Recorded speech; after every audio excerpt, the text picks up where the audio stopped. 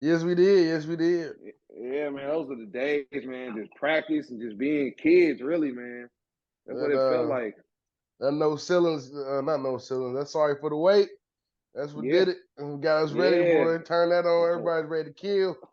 A little Waka Flocka in the mix, man. Mm-hmm. Jeezy playing, ready to take Yep. somebody's head off. Both of y'all played Yeah. together. Not we. I don't want to get into nothing too crazy, but I want y'all to tell me, or like I haven't gotten a chance to ask nobody else this. I want y'all to tell me a funny story from like in the locker room during the game, something real funny that happened that nobody else knows that went on. Oh man, Ryan, you go first. It's gonna take me a while. That nigga, twin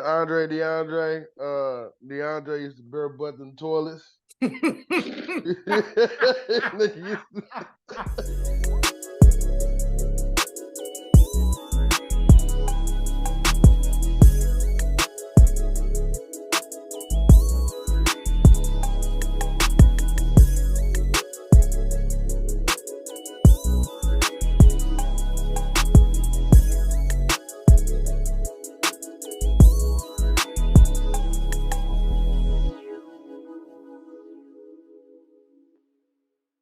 Thank y'all for tuning in. This is another episode of PPP, the Pigskin Posse Podcast with Tim and Ryan.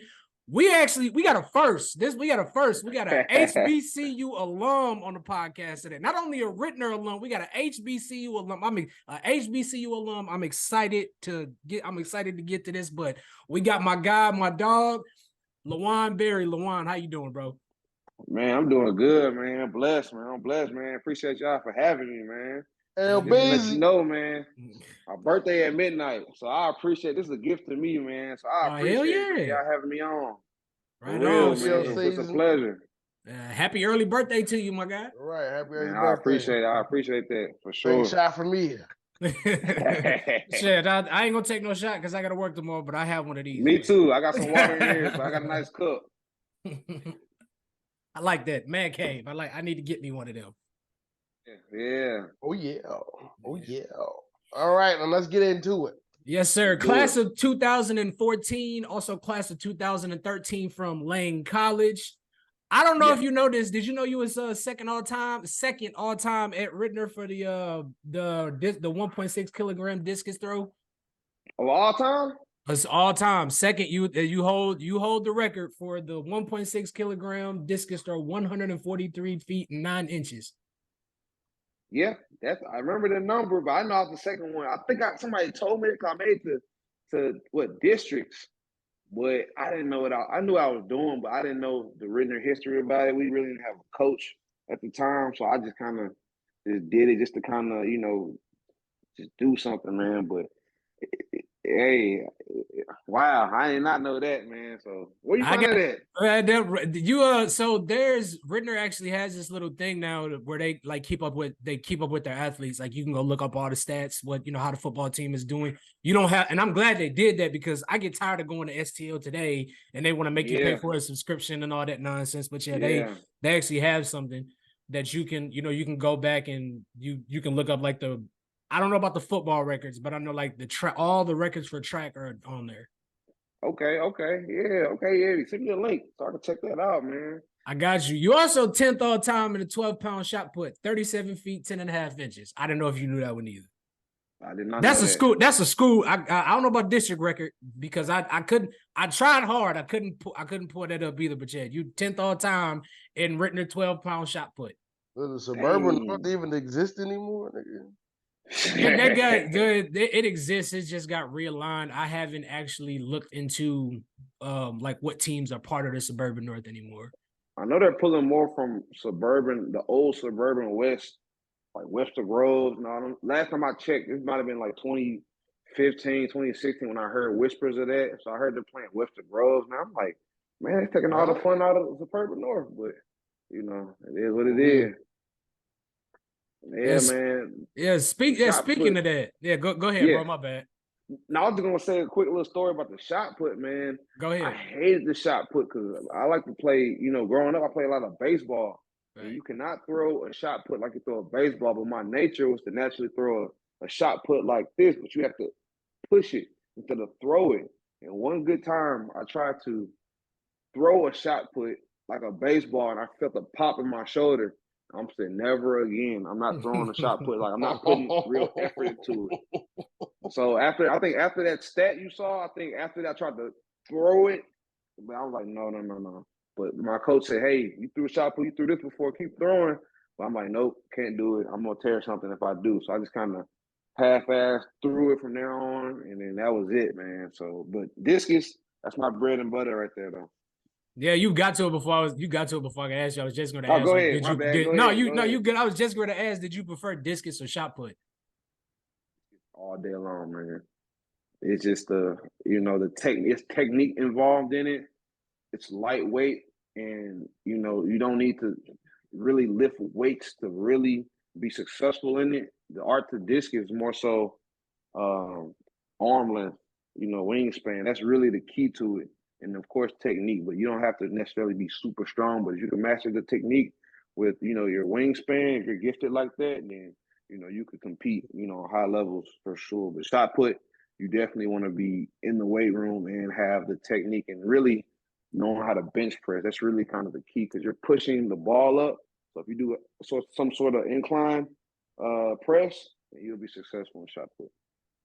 What's the key to discus? Like what is the, I guess, the tech, like what is it, the rows or whatever? Is that the best workout to do for that?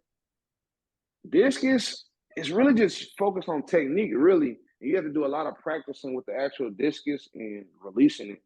We used to call it bowling, which kind of you just roll it off your fingers. You have to practice that like it has to be like your second hand nature to be able to bowl the discus, but you're just rolling it in a straight line, and because it's like a plate shape, what do you call saucer kind of shape. So you just want to bowl it straight or roll it straight. So that's the main thing because that's going to directly affect how you release it, so it doesn't wobble. The wobble's going to tank at some point, but if you have it cutting through the air, it'll go further. Okay. Yeah. So obviously you was a two-sport athlete in high school, football and track. Which sport did you prefer? Which sport did you enjoy the most? Was you more of a track and field guy? Did you enjoy football a lot better? Actually, I played all four at Ritenour. Oh, I didn't know that. Played basketball my freshman year. I did baseball my freshman year. I didn't do, and of course I did football, but I didn't do track until my junior and senior year. So I got to touch all four sports. Nice. But I think I enjoy football the most because I'm an only child, and then that's the biggest team, Right. It's the brotherhood, the camaraderie that comes with it. So I think that was what I enjoyed the most, But I knew that playing football, there's a high risk, injury and stuff like that. So I kind of had that in the back of my head, like, hey, if I get hurt, then that's it. I don't want to hit my head too much.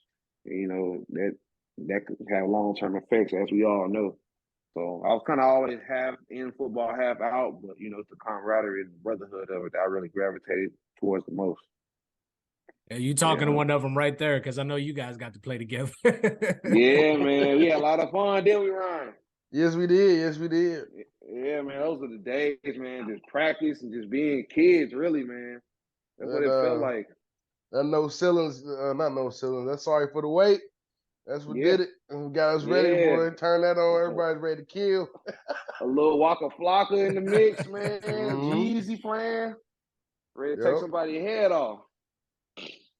Both of y'all played together. I don't want to get into nothing too crazy, but I want y'all to tell me, I haven't gotten a chance to ask nobody else this. I want y'all to tell me a funny story from when in the locker room during the game, something real funny that happened that nobody else knows that went on. Oh man, Ryan, you go first. It's gonna take me a while. That nigga, twin DeAndre used to bare butt in toilets. Where the hell DeAndre? Somebody. Yeah, oh man. My God. The ones in the locker room? Yeah. Oh my nasty God. Ass toilet. I'm like, bro, you was a brave motherfucker, man. Ain't no way. I'm gonna have to hold that shit. Ain't no way, man. I'm using nope. Another fucking time. Shit, I'm trying to think. Shit, anytime Coach G get mad, that shit be hilarious. Yeah, that was a classic. Classic.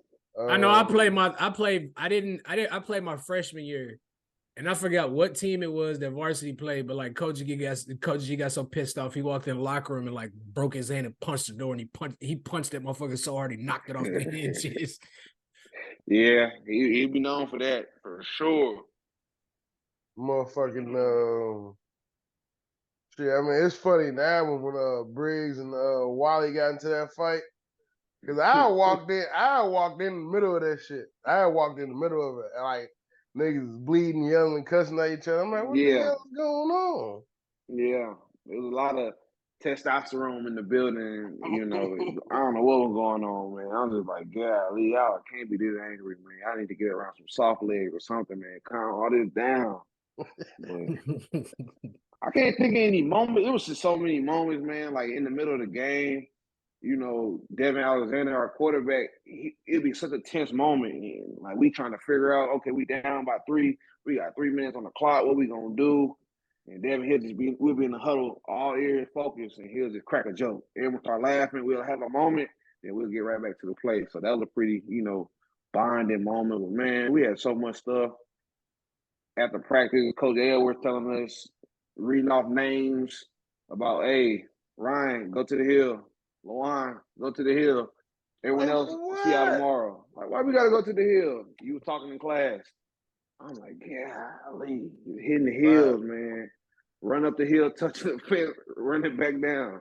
Doing that all for what, 30 minutes after practice.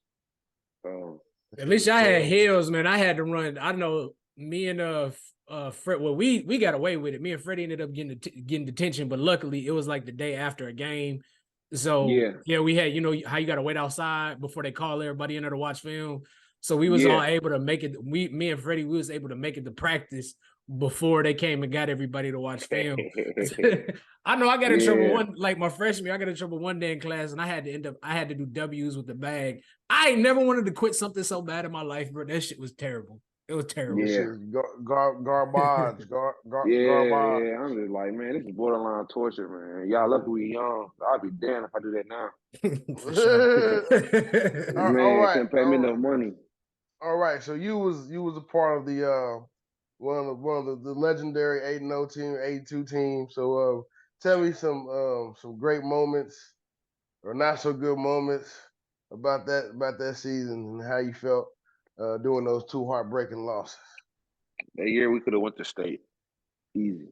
We were supposed to go to state, but the year before they changed the rules. I forgot which rule they actually changed, but with our record, we were supposed to go to state. But since we lost our last 2 games, that knocked us off the bracket to go to state. And then that next year, they switched it back to what it was the year before.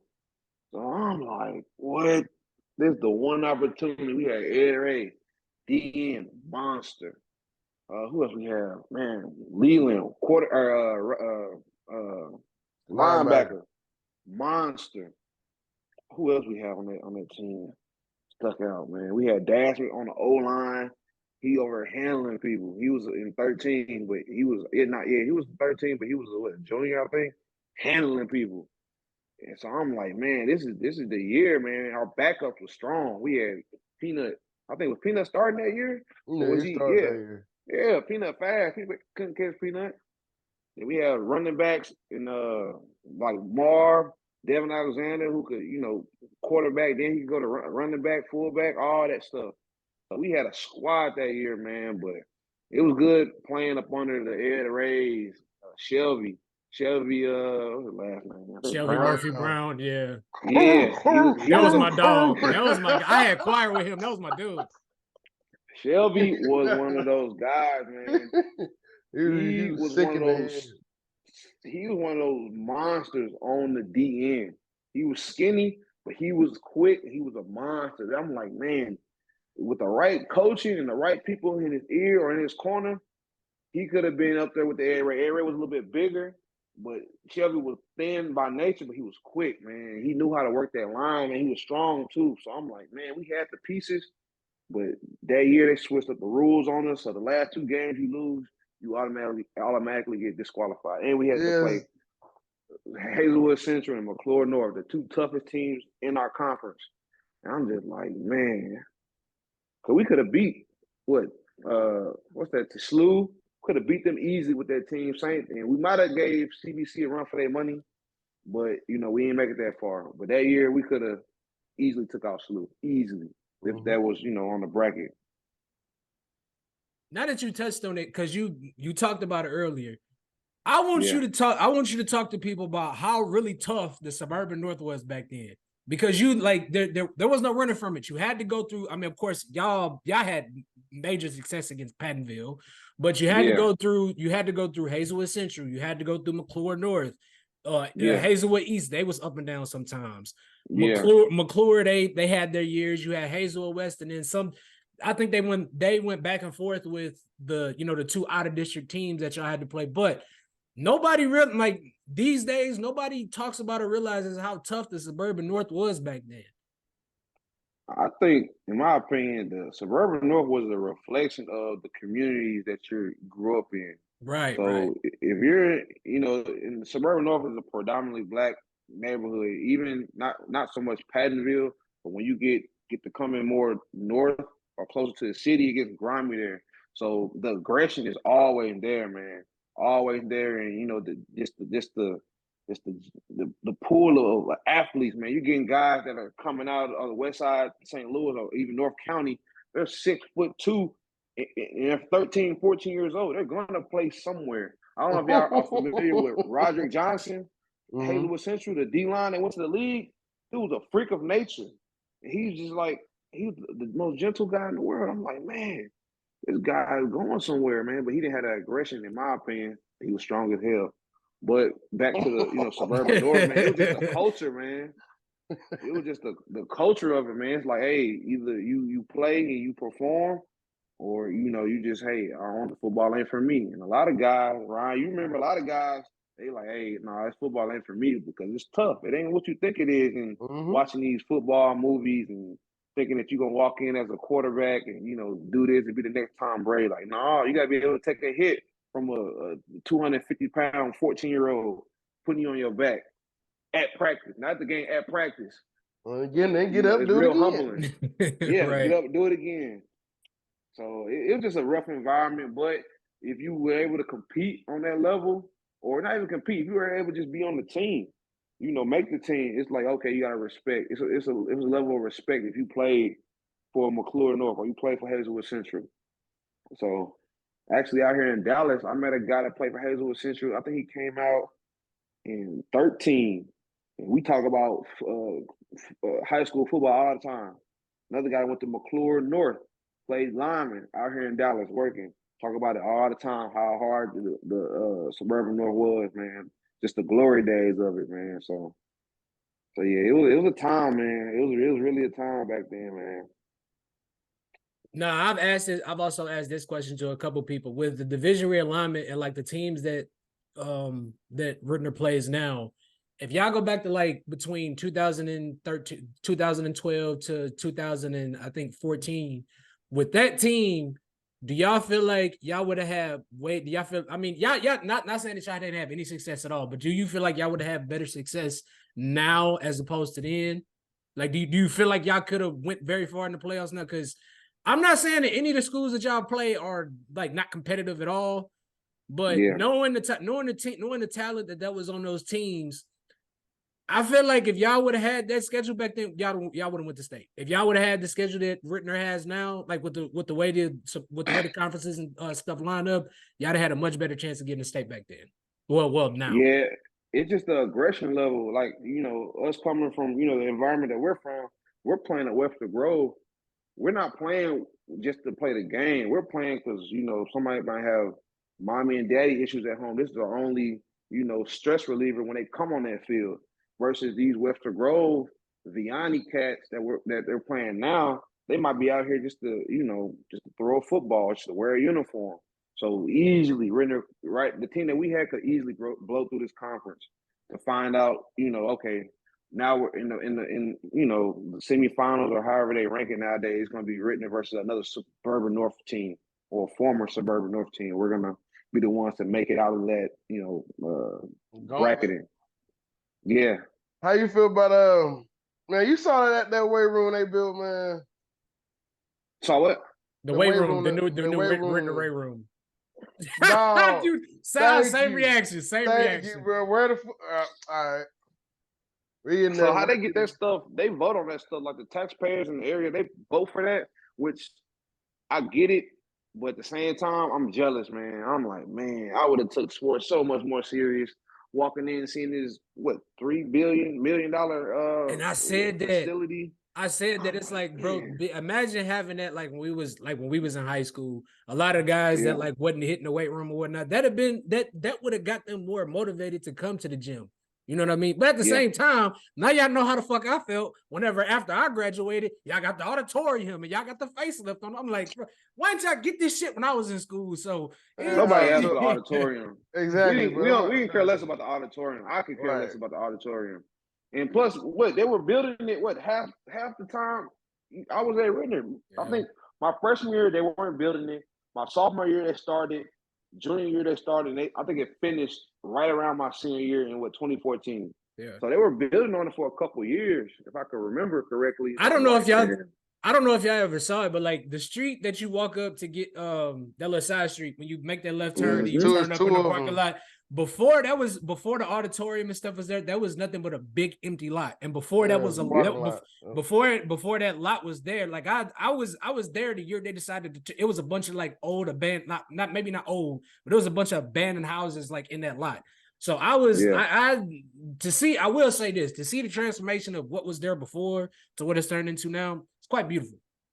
Like I said, I just hate that I didn't get to at least experience the fucking auditorium and all that shit. But I'm happy to see my school grow. I say that much. I think it's different times too, because like we have social media now. Even though we had it back then too, but now people are in the gym, take a gym picture, they doing content. So you're gonna see that Ritenour R, that black and orange back there. So it's kind of like it's like a marketing thing at some point versus the gym that we had. If y'all don't remember, it was a grimy looking gym, man. Yeah, like 1950 style. Yeah, like I'm like, man. And it don't matter how hard they clean that damn gym, it always smelled musty in that. It don't like, bro. I don't know what it. No matter how much they cleaned or disinfected, that sweat, that old sweaty smell, it was always ain't going nowhere, man. It ain't going nowhere, but yeah, man, I'm jealous, man. But I'm happy for them, though, man. I hope they use it and appreciate it. That's my thing. And hopefully we get to see Ritenour make it to state within the next couple of years. Not that they got something like that. I want to see it. I want to see it. Yeah. I mean, they doing all the things that schools go to state do, starting with the facilities. Then we'll see how they practice, how they train, and then now these kids is walking around 6'3", don't play no sports. So then you got to find the kids that want to play. That's also, I want to add, also, Central and McClure North weren't playing fair back when we were playing football either. Yeah, talk about it. They were playing around with those borders. Because if you're familiar with the the Florissant area, you could be living in Florissant and go to either McClure North or Hazelwood Central, depends on where you stay at. But those man, that river can get real murky. You know what I mean? So they're able to move certain pieces around. Like, I know some people say, hey, they should be going to McClure North, but they talked to that coach at Central, and they were able to, make that, sweep that under the rug per se. So I'm like, man, they playing around with the borders. We need to play around with this Normandy border. That's what I was thinking. I was like, hey, Normandy lost their accreditation. If we would have brought in all those athletes from Normandy to Ritenour, state bound, easy. We got some of them. We got some of them, not all of them. They went everywhere though. Someone went to Francis Howell. A lot of them went to Francis Howell. They wanted to go out there in St. Charles and play. But man, if they would have just absorbed into the closer schools next to Normandy, all of them, I bet would have went to Ritenour because they looked at Ritenour as a better school than Normandy, and it's closer, right up the Rock Road. man, we would have won the state every time. And them kids from the hood would have been like, man, they got look at their facility, look at the girls, they got a good solid coaching structure. Man, they look at Coach G telling his speeches, they want to do better in school. Because Coach G used to push education, like, hey, make sure y'all performing in the school. Man, he could have, changed that type of culture. But, it is what it is. For sure. Yeah, Tell me about your senior year. How was that? Because you got to wear the special number. You oh got to wear yeah, the number. 7-7. I mean, That's it the was number. cool. That was Coach G number, Ed Ward, Dasmic Ward. So, when it was my turn, I felt like, yeah, okay, let me make some of it. But my senior year, man, I was just focused on getting out of school, man, trying to get into college, really. So my head was in it, but then I wasn't just like, man, this is it. If I don't play college football, this is it. I'm like, no, I got a backup plan. I'm performing well enough to at least go to college. Let me focus on that too, because once those 10, 11 games are over with, and November is here, that's it. LeJuan, you are an adult at this point. That's how I'm looking at it. So I'm like, okay, this is it. Some of these guys I'm playing with, I'm not gonna see these guys no more after this football game. You know what I mean? After this football season, I might see you around the hall, dap you up, but a life's gonna hit come 2014 May. You know what I mean? So I was kind of like, I don't know, man. My head was in a different space, but it was good nostalgia. Thinking about it now, like, man, we were really like in the trenches doing this for 4 years straight, and now it's coming to an end. It's like a perfect ending to a story. But I was able to take a lot of those lessons that I learned on the field and apply it to college life, work, all kind of stuff. So I'm appreciative of that, man. It was definitely a journey, though. For sure. Talk to us about your favorite game or you can do both, you can do either or, but your favorite game or your favorite moment from your high school career. Ritenour versus McClure North, 2012. What's that guy name? Dane kicked the onside kick. Ryan, you remember? Mm-hmm. And we recovered it. Ended up winning that game. And we were down. I forgot how far we were down, man. But when Dane, Coach G called, back in the second half, yeah. Dane or Coach said, "Hey, Dane." Dane played a little soccer. And I like Dane too. A little small white kid, wasn't nobody, big or nothing. Hey, Dane, we're gonna kick this onside kick. We're gonna recover it and we're gonna get back in this game. Dane kicked that side, the thing bounced up right where it was supposed to be. I don't know, somebody fumbled it on McClure. We got on it, got the ball back, scored. They had a little back and forth, ended up winning the game. I'm like, wow. Dane needs to go down in written history for that. Coach G called it, we executed it, so yeah, man, that was probably the most special moment because no one saw it coming too. People just knew, like, man, it's getting bad if we got to do an onside kick, man. This ain't good because Dane never did it before. He practiced it, but like it's one thing to practice it versus this needs to happen right now, or consequences are gonna happen. We're gonna lose this game. So I think that was the best game I've experienced in football. It was something straight out of a movie. So of course you graduated in 2014. I saw that you ended up choosing Culver Stockton College originally. What other schools were what other schools were looking at you, and what ultimately made you choose Culver Stockton College? I chose Culver Stockton because it was close. I felt like that was the right thing to do at the time. But I had Ball State, Indiana. They were recruiting heavy. Central Missouri, they were recruiting heavy. I did a couple of visits out there. UMKC, a couple of visits out there. I think those are all pretty much D2. Culver Stockton was NAIA. They were the closest. But Central Missouri, they were, I think, D2. Ball State, I mean, not Ball State. Ball State, I think they're D1. D1. No, Ball State's D1. They were D1. But yeah, man, it was really just my ACT score, man. I took it, I think 3 times. I could get the same score, and that's what Culver Stockton. They said that they offered some money, but they said we'll give you more scholarship money if you scored this number. I think I forgot the number it was, but if you score this number, we'll give you a full ride. But since you're not, we'll give you half. And I'm just like, Man, nah, man. But I ended up going with Lane College. I did commit to Culver Stockton, but also decommitted back when I didn't get that score they were asking for. But I ended up going to Lane College for football originally because their coach recruited me as well, but they weren't talking enough money at the time. And I didn't do a lot of my research like I should have on how to negotiate, scholarship money when it comes to sports. So I kind of learned my lesson with that one. But yeah, So you end up Negotiations. yeah.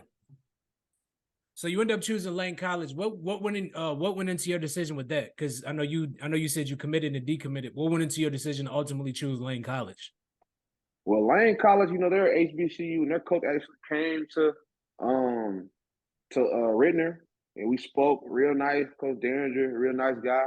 And he just said, "Hey, keep us in mind. If you ever, change your mind, anything, we always got a program. We got Jacoby Jones. He graduated from Lane. I forgot what year, about early 2000s. And he, Super Bowl champ, all that stuff. Cold wide receiver. So he's like, yeah, man, if you ever change your mind about anything, here's my card. And I said, okay, I'll think about it. But I was looking at Ball State in Central Missouri. That was my main focus. Coach Stockton was like, I can go here, but so yeah, that was kind of like my thought process at the time. But when everything fell out with my ACT score, I looked through my college papers and I saw that card from Lane College. I'm like, let me get Coach Derringer a call. And he was like, oh man, he called back, excited. And he had me and my mom come down there. It was February 2014. It was cold. And he gave me a tour of the campus, and he had two linemen give me a tour around the dorms and everything. And I'm actually still friends with those guys to this day. So I said, yeah, I think this is what needs to happen. So yeah, I ended up going to Lane. That's No awesome. scholarship either at this point, because mind you, I visited in February, but I was still trying to work out negotiation with these other schools. And by the time I said, you know what, I'm going to Lane, I'm out of high school at this point. So I kind of missed that, that boat, but I still wanted to go. I'm like, maybe I could walk home. Well, I knew I could walk home, but that's kind of how the story went. I asked every. Oh, go ahead, Brian. My bad. Go ahead. Did you end up earning a scholarship or eventually or? So funny story. I got there, and mind you, I'm thinking scholarship money when I got there.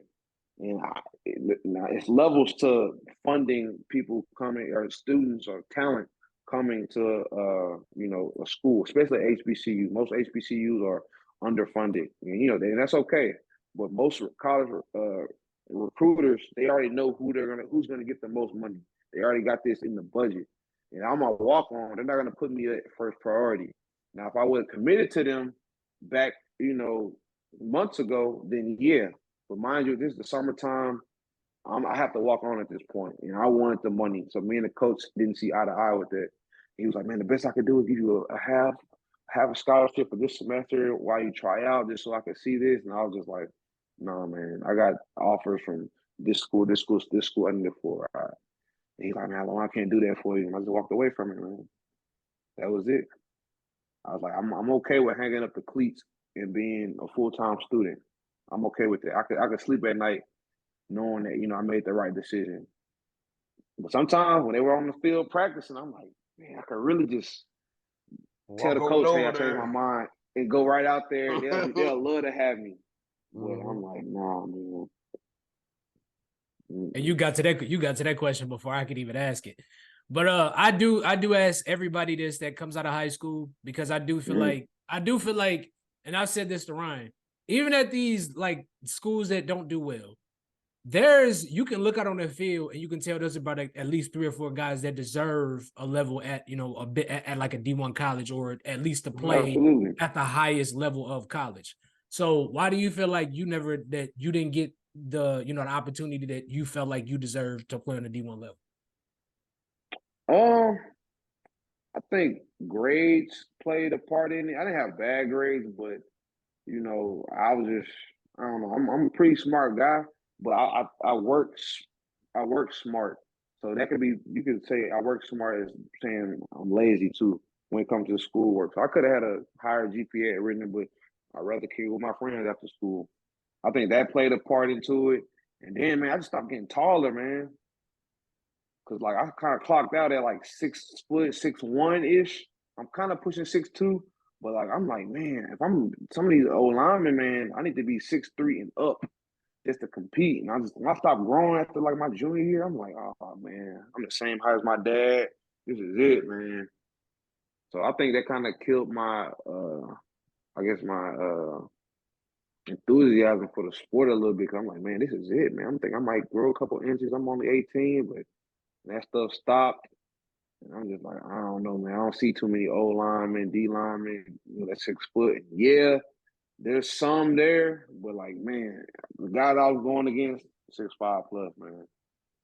So I kind of had a realization, like, okay, you know, that's especially as an old lineman, you want to be tall. In my opinion, that's how you're gonna be successful. You don't want to be a short old lineman. D linemen are usually tall, so you need to be just as tall as them. All right. Trying to keep them from, sacking the quarterback. They're tall. They can use their arm length, get right around you real quick. Unless you're a center, and I wasn't a center. So yeah. Did you have something, Ryan? I thought you was getting ready to ask something. I thought you was going to say something. Oh yeah. Okay, so as an offensive lineman, I know everybody has their own preferences. What was your? Did you prefer run blocking or pass blocking, and which do you feel is the hardest? I like run blocking for sure because you get a little action. Now, mind you, there's more. I want to say this. You're on the front line, so anything can happen on the front line. You might have a play that says, "Hey, you need to be right here. Devin and Marv gonna be right behind you, so you need to account for that when you're doing this." But you might have somebody might be blitzing right at you. You're not even thinking about the blitz. You're not even looking for the blitz, but here it comes. Pass blocking, you can kind of get a break a little bit. You could tell, you could look at D lineman in his eye and be like, oh yeah, he tired. I'm finna, he tired. I'm gonna take a little breather too. I know he ain't finna rush me. But then you got some of them D linemen they'll fake it at you. So it's kind of like you kind of got to play a little one-on-one game on the pass blocking, but that run block, man, it's a lot of action in that. But it's a lot of risk too. You think you finna, pull out, you might trip on somebody's foot right then and there, hit the ground, play over with.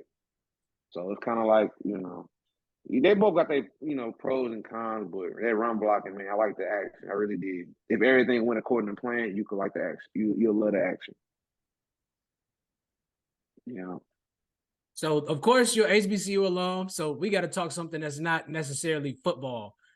I want to know. I want to know what was the HBCU experience like? What was it like as opposed to going to maybe I'm not gonna say necessarily Ivy League school, but like maybe a Lindenwood or a MOBAP or something like that. Because I used to see all the Snapchats and the Instagram, and it looked like you had a blast down there. Yeah, man. It was when I first got down there, man. My mom dropped me off. That first day moving into college was kind of like magical, man, because you see people from all over the country.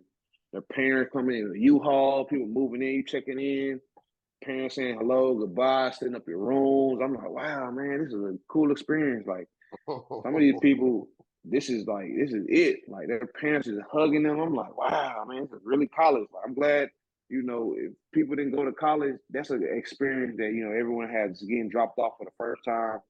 Going to college and just seeing that atmosphere. And of course, that HBCU is all black. There's a couple white people that go there, and most of them play sports. And all the white girls that went there played softball. There's a couple that played basketball, but all of them played softball mostly. There's a couple white boys that played quarterback or played football. One was a quarterback at Lane when I got there. But it was a good time, man. A lot of parties. A lot of distractions. I don't think people understand how many distractions college has, man. From the drugs to the women to the money aspect. We're used to having mommy and daddy cook you a full course meal every day when you got out of school. In college, you're not getting that. You go in the cafeteria, you missing the cafeteria, you need to go out to eat. You ain't got no money, you eat noodles. So you have to manage that, day to day. So a lot of people come to college that freshman year, things start to happen, they leave, which is fine. Some people leave for personal reasons, whatever the case may be. But if you can kind of sort your way through that freshman year, you figure out what your priorities are. If you need money or if you need to get involved, earn some scholarships, that's the time to do it, to sort through all that stuff. But I had a good freshman year experience. I really did, man. Made a lot of friends. Jackson, Tennessee, it's not a big city, very small city, and our school was in the middle of the hood, so in the middle of a black neighborhood. But it was a good experience, man. I didn't have any major troubles. A lot of parties, a lot of women. I'm like, man, this is great. Oh. Yeah, man. When he say just so we clear, when he say distractions, I guarantee you that's about 75% of what he talking about. Oh yeah. Yeah, man. Oh yeah. My dorm was right next to the girls' dorm, so they may be running to their car in their little robes and stuff, and we be outside, talking a little trash or whatnot. And everybody just stop talking. Like, they see a girl walk to her car to grab some out of her car, they would just stop talking. I'm like, man, wow, we on the yard. That's what it is, man. Yeah, so it was a good experience, man. It really was. Now we all know the downside of HBCUs, as you mentioned, they're underfunded. That especially when it comes to recruiting or whatever. Shout out to Dion for bringing a lot of light to everything. Yep, him, Sharp. Yep. Yep. I want you to talk about your personal experience. I know you said you had a great time, but what do you think the real issue is for HBCUs and your personal experiences that you had on the downside of it? It boils down to state funding versus private funding. My school is a private school, so they're not getting any funding from Tennessee to put certain programs, degrees, or even athletics. So it's like whatever lane alumni people donate, they go directly to the school. That's it. There's no checks from the government every year to fund a nursing program or this or that or this building fix this. Like if you look at any school that has state in it, they get state funding. Tennessee State, they're HBCU, but they have state funding. So you're gonna see bigger facilities, bigger student bodies, Chick-fil-A's in the cafeteria, things of that nature. But at a privately owned school, it's like, hey, this is all we got. We've been here a while, and this is what you get. What you see is what you get. That's it. And it reflects in our sporting programs, and some things are better than others. Like a lot of our, pool for entertainment and lane went towards the band. So I don't know, some probably went to sports with scholarships, but the band had it all. So I kind of noticed that, okay. So football, I wouldn't say it's underfunded, but there's different budgets for different things. But our band, they had the best outfits, uniforms. Those guys were practicing early in the morning, late at night, especially around homecoming time. I'm like, oh my God, they're practicing more than the players. So yeah, man, that's kind of the big downside when it comes to funding. And like I said, most HBCUs are in the hood, so that's a issue too. So it's kind of hard to navigate earning money if you're in a big city like Harrisville. They're in the middle of downtown St. Louis.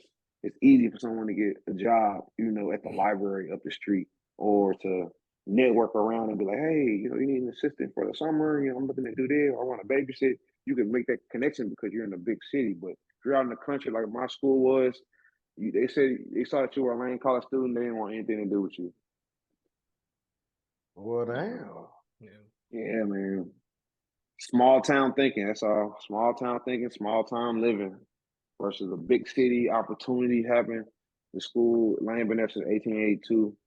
The community have a stigma around it. It could be with anything, So, or could it be just where the school is located? Whatever the case may be.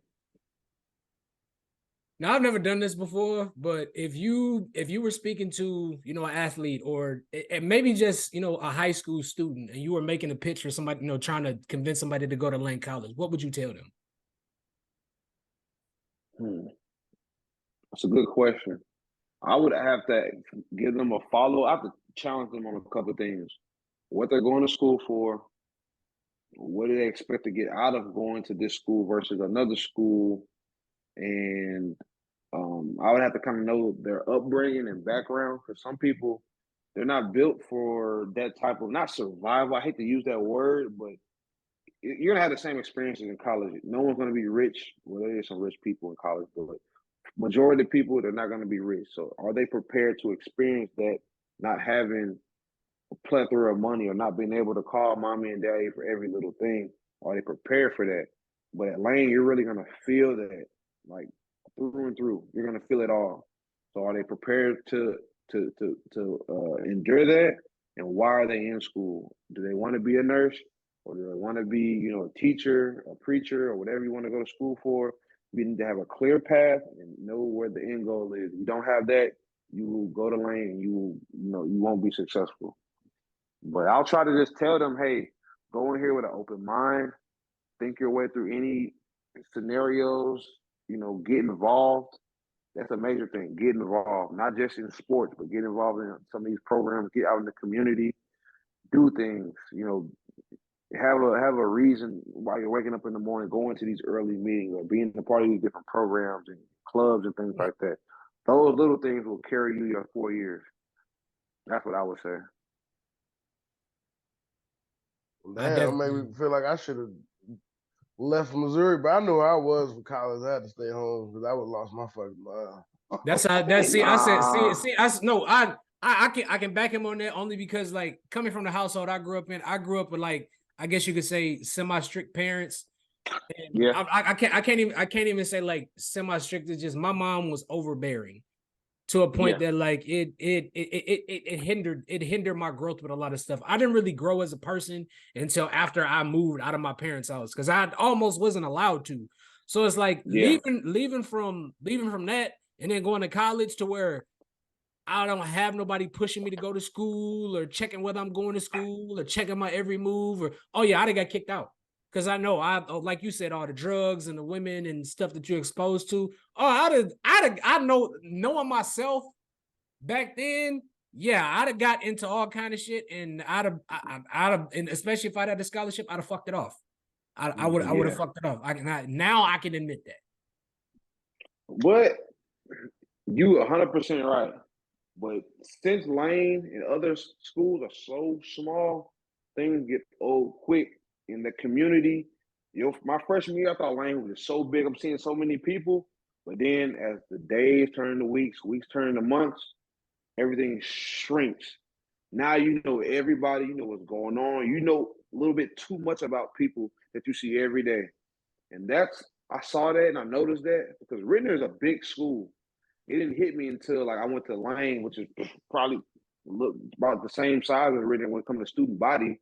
I'm like, I know way too many things about these people. Let me focus on my degree.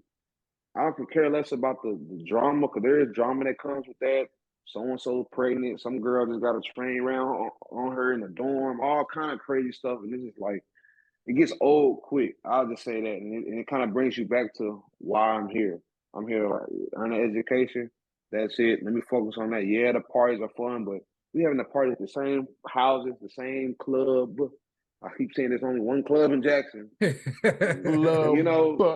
going to the same restaurant to take their date out. You might meet a girl, you take her to Cheddar's, and you might see a girl you took out a semester ago there with another guy. You know what I mean? It's just the same merry-go-round. So it's like once you start to feel that, you're like, okay, let me hurry up and finish up my degree or focus up, because I don't want to be here for the 5-6 years. That's how my thought process was, at least. I'm like, let me wrap this up. I don't want to be here no longer than I need to, because this ain't adding to who I am or what I want to represent as I get older. Well, I definitely say you made the best of your opportunity, bro, because I want you to go ahead, let the people know what you up to these days, man. For the people that don't, for the people that don't get to talk to you and get to see you very much. In the lab, man. Crack. So yeah, man. So this is a little backstory, man. I went to Lane. I majored in biology. I minored in chemistry. Came out in 2018, and it was hard getting a job right out of school, but there's a path for that. I kind of had to venture off into contract jobs, lab jobs, to get laboratory experience. And my first lab job was a pharmaceutical company out in Fenton. I had to travel from St. John all the way to Fenton, and I did that for maybe a month. And I had to read all these protocols on how to do this. I was an inspector, quality assurance inspector. So before they made like these medicines and stuff, these clean rooms, I had to go outside and look at the raw materials and verify them.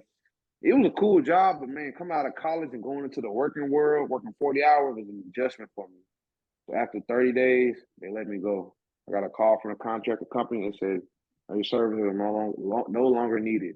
Man, that hit me here, man. I'm like, dang, man, it's my first job. I'm kind of, I'm getting used to getting a check full time. So I'm like, man, I just had a little taste of, working, but I wasn't in the lab yet. But at that particular company, I walked past a lab every day, glass rooms. And I'm like, they had white coats on, testing stuff. I'm like, man, I need to get in there. My mind was like, man, okay, I'm gonna learn this job and I'm gonna try to pivot over there. Next thing you know, I got the call that let me go. So I called up another contract company. I said, hey, I'm trying to get lab experience. This is what I want to do. What you guys got for me? How much are you guys, paying?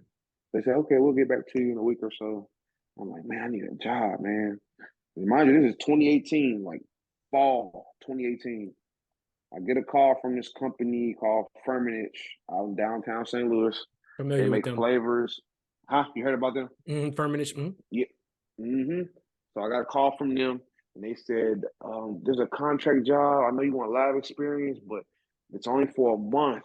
So are you okay with just working for 1 month but you're actually going to be in a lab now?" I said, "That's fine. I'll take it. I just need lab experience, something to put on my resume. I'm gonna try to learn as much as I can in 30 days." I got in there, and basically they were treating me like I was only going to be there a month, which is fine. But that month turned into 2 months. 2 months turned into 5 months. So what happened was, the story behind that was basically the person I was replacing was from somewhere in Europe, and he needed a visa to work in the United States. So they put him on leave to get his visa so he'd come back and work in the United States. But he told the company, "Oh, it'll be a month," but it wasn't a month. It turned to 2 months. And he's still getting paid. So he's really milking the, system, because he's at home getting a full check, working for free. And mind you, come to find out, he was still in St. Louis. He was just like, hey, I'm taking a 5-month vacation. I'm still getting paid. And after that 5 months, it's around Christmas time, 2018, they told me, hey, we got to let you go. The guy who went to go get his visa, he's coming back next week. So, we'll give you at least a week to kind of figure out what you want to do next. And so I was able to go to the Christmas party. Everyone loved me at the company so far. And I'm like, man, I hate to, let these people go, man. If they got any full-time job, they say they'll let me know. Cool. So yeah, December 2018, I'm out of a job again. I get another call from another contract company in the chemical field in East St. Louis.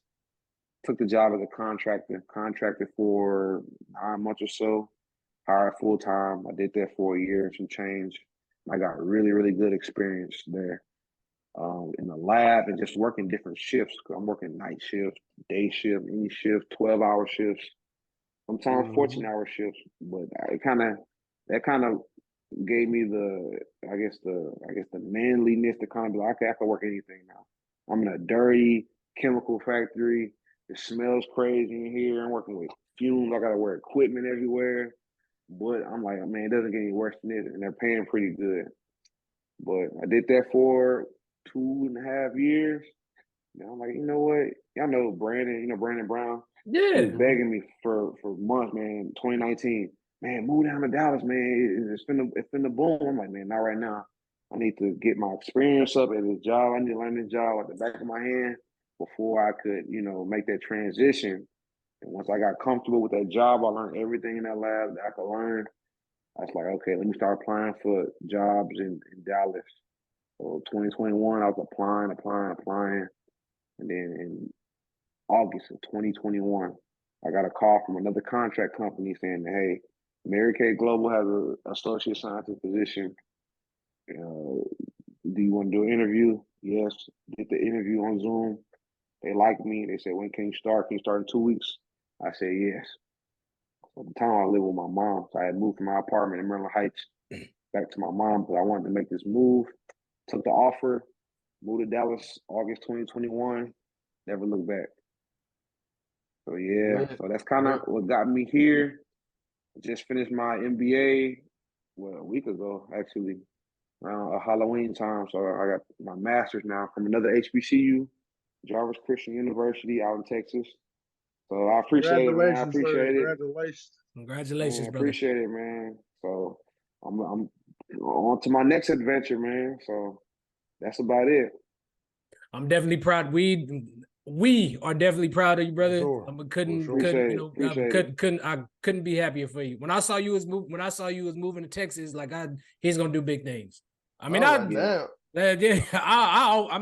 you was gonna go do big things regardless. Like, so you've always been like I didn't meet you until I think it was like 2017 or 2018, but just even meeting you the first time. We went to that Buffalo John Wild. Jones, the John Jones fight. Yeah. Always I've always thought you were a smart dude. That was like my first time getting into the UFC stuff, man. So I appreciate you for, you know what I'm saying, just bringing us all being together and y'all just kind of seeing how y'all talk about UFC. Now I talk about UFC with my dad now, and I keep up with it. So you guys really introduced me to UFC, MMA, and I'm still kind of a beginner, just understanding the sport, but I'm tuned in now, man. So I appreciate you guys, man, for real. Crazy story about that is, believe it or not, that night actually saved my life because I tell Ron them this all the time. Like, bro, I was going through a horrible time in my life.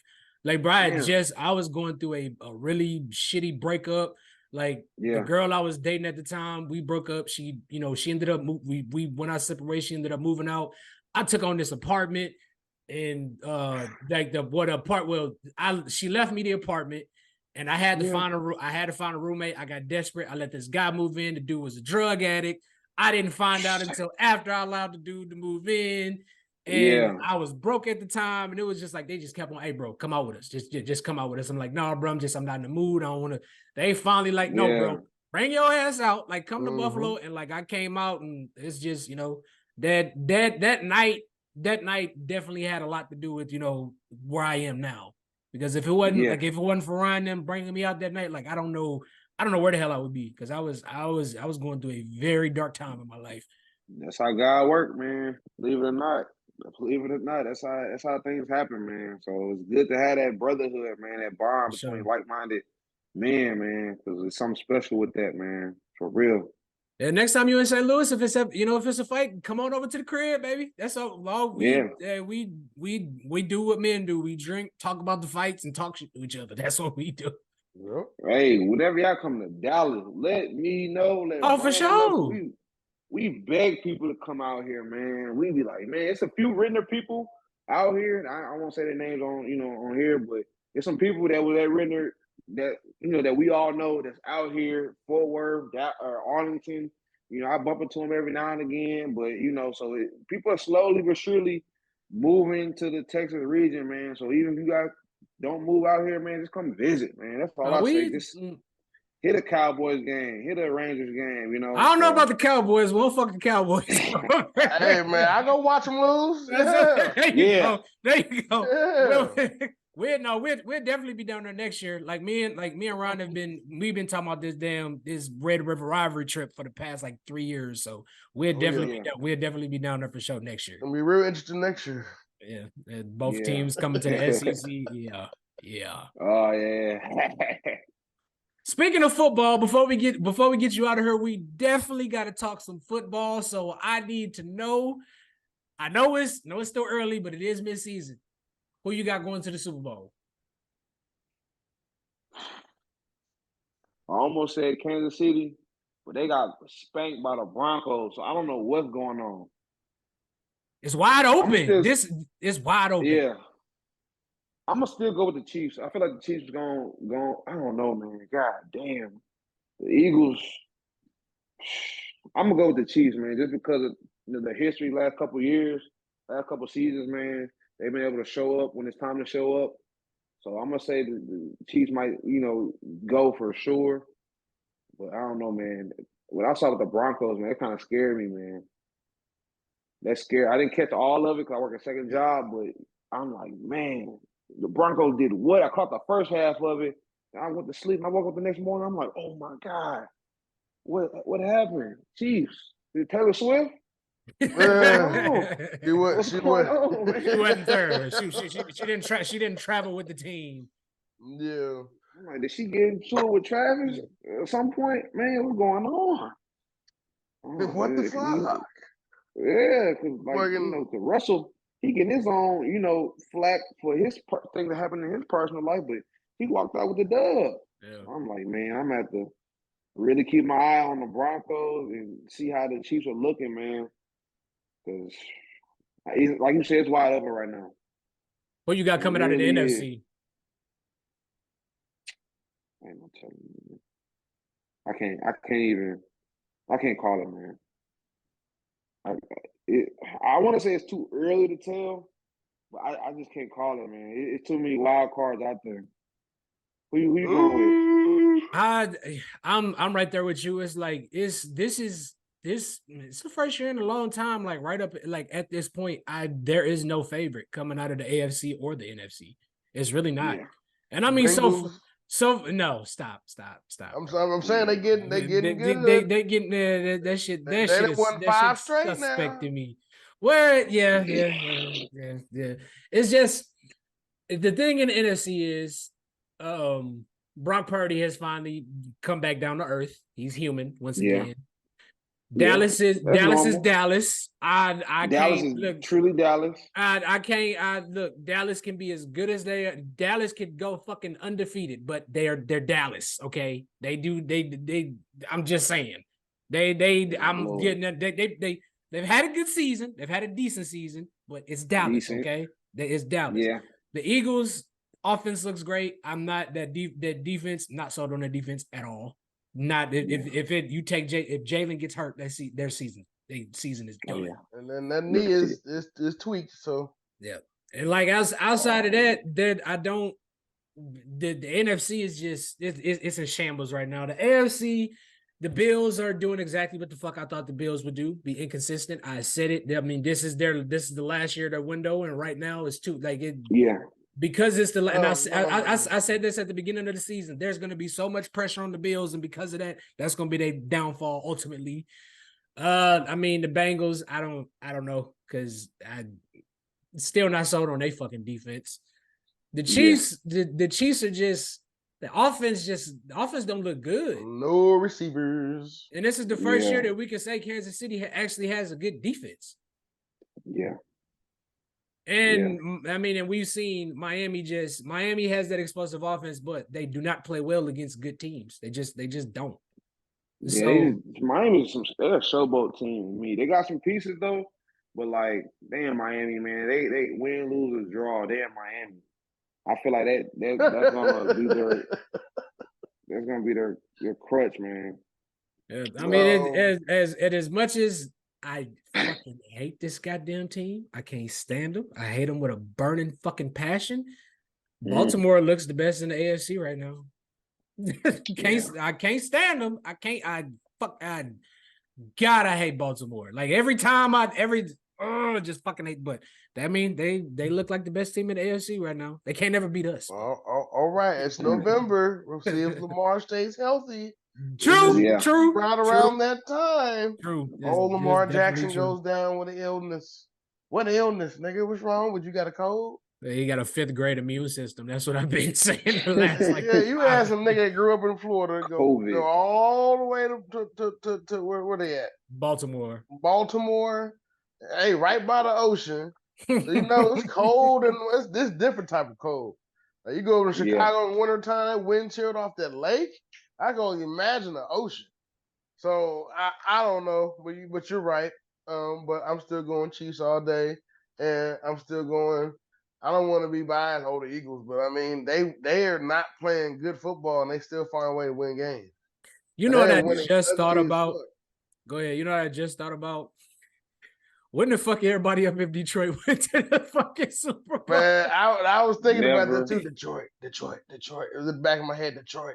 If Detroit go, I'm just be like, wow, wow. And they look good How the too. fuck they do that? The coach Not firing their coach. They stuck with their coach and they just put the right pieces and they have a system for Jared Goff that actually works. We're not gonna allow you to throw the fucking ball deep because we know you're too scared to. Yeah. That was the problem when he was with the Rams. I said that shit. That motherfucker, he does not like throwing the ball more than 25 fucking yards. I mean, That could be coaching too, though. Hey, there you go. It's what the coach is asking for. Yeah. Because if a coach knows quarterback got an arm, he gonna let that arm loose. Boy. Go out there and flank it. Unless you fucking Matt Canada for the fucking Pittsburgh Steelers. Kennedy's having a sophomore slump. That's all. It's a combination. Look, let me tell you something, man. We've seen this same with Pittsburgh. We've seen the same offense for the past 3 years. It was there when Ben. It was like he took over Ben's last year. Offense was trash. He was there last year when they had Mitchell Trubisky for the first half of the season. I'm not making no excuses for Kenny. He definitely needs to improve, but he doesn't have much to work with this fucking play calling. You can't expect you can't. I mean, and if you notice, he always plays well in the fourth quarter. Whenever he plays well in the fourth quarter in no huddle, whenever they take play calling duties away from Matt Canada. Like in quarters 1 through 3, Kenny's fucking horrendous, but in the fourth quarter, he looks like a world beater. I don't know. They need to let him loose. Then they need to let him off the leash. And a couple people have said it too. Like you can't keep calling these fucking short passing. Like he has to get his arm warmed up. You can't keep calling these short passing plays and expect him to play well. Whenever like you calling 5-yard comeback routes and 10 and 5-7-yard slants, then when it's time for him to throw a fucking deep ball, he don't have a feel for it. So I mean, I'm not making no excuses. You got any shoulder injuries? He's not nothing major. He has got hurt a couple times, but it's just like I'm not using that as an excuse for him because he's not looked like what I've expected him to look like this up until this point. Yeah. All I'm gonna say is calling a bubble screen on 3rd and 9 is crazy. Calling the bubble screen on 3rd and 9 is crazy. Living and dying by the fucking end around, running a QB sneak out of the shotgun on a fucking 4th and short. Fuck this motherfucker. I'm tired. I had like, bro, it has never been. Last year I had no expectations, but it has never in my life has it been this hard being a Steelers fan. It's hard. Yeah, I'm struggling. How basketball looking for y'all, man? Who looking good? I'm a Celtics fan, my boy. I'm a Celtics fan. Honestly, the Warriors are doing all right. We just lost by a point. What about them Spurs though? What they? Ooh, it's early. I'm not having my 7-4. They got that 11-foot giant blocking it. He got blocked the other night, but man, I'm like, he's a freak of nature. Yeah, stay healthy. I feel like he's gonna get hurt soon. Them knees too damn small. Why you got him guarding a fucking point guard full fucking court? I didn't like that. I didn't like that. I'm like, all right, Pop. Well, I mean, you got 5 of them. Guess you can do that. Man, Warriors look good. I mean, the thing with basketball is it's like there's so many games and it's so and I've explained this around so many times. It's like it's too much. It's too much to keep up with. It's like it's at the beginning of the season. It don't get interesting until right after All-Star break. It's the only time the shit get interesting. I watch. I don't pay attention. I don't say, oh, this team's going to the finals because they might not even look like this after All-Star break. Yeah, right? Somebody get hurt, somebody get traded, it's a wrap. That's a whole new team at that point. Well, know, Lakers are the same. You know, extra pass, wide open 3-pointers. Davis, we breathe on him. He gets injured. We got blown out by Orlando, and then turn around and last night we lost by a point against Miami. So there's that. But referees weren't calling shit because it's Miami. So I mean, I just watch my team. I mean, now if I turn to ESPN tonight and there's a game on, I watch it. But right now, I just focus on my team. On a positive note, for y'all though, Ryan, you look better. compared to last season, you look much better than you do at this point than you did last season. I will say that about y'all. We're younger. Thank God somebody talked to Rob Pelinka or somebody said something. Yeah. Hey, we should get some younger players. Yeah. So I mean, fresh legs on the court, man. Can't beat that. Yeah, and I'm tired of LeBron playing 35 fucking minutes. Like, let's rest buddy, man. But hey, you motherfuckers paid Austin Reeves some shit. He ain't doing shit right now. I mean, he looked good. Hold on, he looked good during the summer in Team USA though. He looked very good. He everybody looked good Team USA.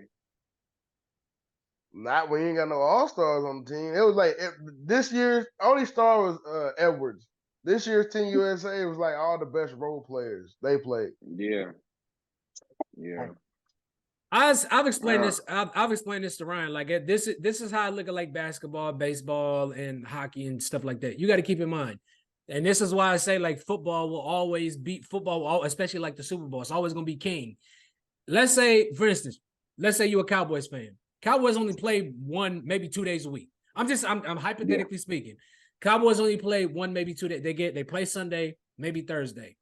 So you only get to watch your team 1 day a week, as opposed to if you're like, for me, I'm a Celtics fan or a Lakers fan, you get to see them at most 3 to 4 times a week. Mm-hmm. Yeah. Same with baseball. Same with baseball. Like the Rangers, there's sometimes the Rangers will play 2 weeks straight. So that the game is on every single day. The basketball, your team is on 3 or 4 times a week. Hockey, your team is on 2-3 times a week, as opposed to football, your team is on 1 day a week. So as far as like ratings and viewership, football is always going to bring more viewership than these other major sports, outside of maybe soccer, because soccer is global. But that's I don't think it's an issue, but that's the shit people have to take into consideration, because it seems like with this NBA tournament, it seems to me like all they're trying to do is they're trying to bring more viewership. Yeah, that too. They're trying to compete with the NFL. That's how I feel about it. I don't really. They play too many games. I don't really see. I mean, NFL is king, but it's like these niggas is starting. Jaylen Brown is signed a $300 million contract. That's baseball money.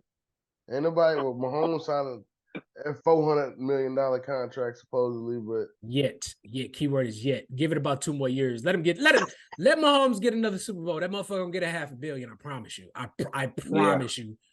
He's gonna be. He might get there next year if you make it to the bowl. If he win it this year. Pat Mahomes, I promise you, and give it about. We ain't seen nothing yet. We gonna see a quarter. I promise you, we gonna see a quarterback get damn near a Billy. We gonna see it at some point. We gonna see it. Let Caleb Williams get to the NFL and pan out in his first 3 or 4 years. That motherfucker gonna see damn near a Billy. If he go to the Raiders, oh man, I'm getting a whole bunch of Raiders shit. The Raiders. I don't think he'll go to the Raiders, man. It would depend on how much they offer him, though. Who need him? I heard the Jets.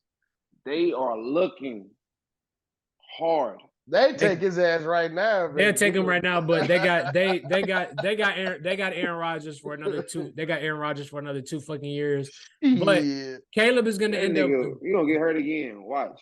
Caleb's gonna end up he's gonna end up one of 3 places. He's either gonna go to Arizona, Washington, or the Raiders, like Ron said. Those are the only 3. Like if we talking about right now, those are the only 3 teams that are in maybe Atlanta, but I don't think Atlanta's gonna get a high draft pick. I mean, that would work out because he's from DC, so that would work out perfectly. Gonzaga High School. If he go, Shador. If he go, y'all think he'll go? He's not coming out. He's not coming out. He said Shador. No, Shador. No, Shador not coming out. He's not coming out. Deion's already let it be known that he's not. And Shador listens to his dad. He's not. He's gonna come back 1 more year.